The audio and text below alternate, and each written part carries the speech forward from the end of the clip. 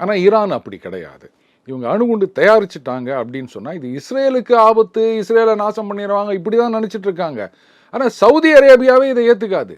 இந்த ஈரானுடைய பிரச்சனையே ஏன் ஈரானை மற்ற நாடுகளே யாருமே சப்போர்ட் பண்ணலன்னா, ஏங்க இங்கே சில பேர் ஈரானுக்காக ஃபயர் விட்டுன்னு தெரியறாங்களே, சவுதி அரேபியாவில் யாராவது சப்போர்ட் பண்ணாங்களா? யுனைடெட் அரபு எமிரேட்ஸு, கட்டார், இப்போ கட்டாரில் குண்டு போட்டுக்கிறாங்க. அது சும்மா அது WWFல ஷோ ஃபைட் போடுவாங்க பாருங்க, அந்த மாதிரி தான்.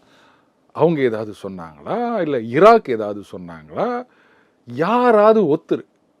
நான் ஒன்று கேட்குறேன், சவுதி அரேபியாவுக்கு இன்னைக்கு இருக்கின்ற இன்ஃப்ளூயன்ஸ் அப்படின்றது மிகப்பெரிய அளவு. ஏன்னா அவங்க நினைச்சா ஆயில் விலையை அப்படி சர்ன்னு ஏற்றலாம், இறக்கலாம். திடீர்னு ஒரு 1 மில்லியன் பேரல் நாங்கள் ப்ரொடக்ஷனை இன்க்ரீஸ் பண்ணோம் அப்படின்னு சொன்னாங்கன்னா சர்ன்னு இறங்கிடும் ஆயில் விலை. நாங்கள் இன்னைக்கு கட் பண்ணுறோங்க, இன்னைக்கு ஒரு நாள் எங்கள் ஊரில் ஹாலிடேங்க அப்படின்னு சொன்னால் போதும், கபால்னு ஏறிடும். அது மட்டும் இல்லாமல் அமெரிக்காவிடம் ஏராளமான செல்வாக்கு இருக்கின்ற ஒரு நாடு, நிறைய இன்வெஸ்ட் பண்ணுறாங்க, நிறைய ட்ரேட் பண்ணுறாங்க.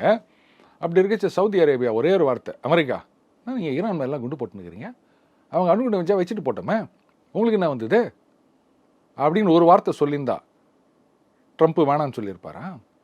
நான் கேட்க மாட்டேன் அப்படின்னு சொல்லியிருப்பாரா? ஏன் சொல்லலை? பாகிஸ்தான்லேருந்து ட்ரம்ப்புக்கு நோபல் பரிசு வேணும் அப்படின்னு ரெக்கமெண்ட் பண்ணாங்களே, கூடவே அதில் கடைசியாக நீங்கள் இந்த சண்டையை நிறுத்துங்க அப்படின்னு ஒரு வார்த்தை சொல்ல வேண்டியது தானே? ஏன் அடுத்த நாள் சொல்கிறாங்க நாங்கள் கண்டனம் தெரிவிக்கிறோம் அப்படின்னு?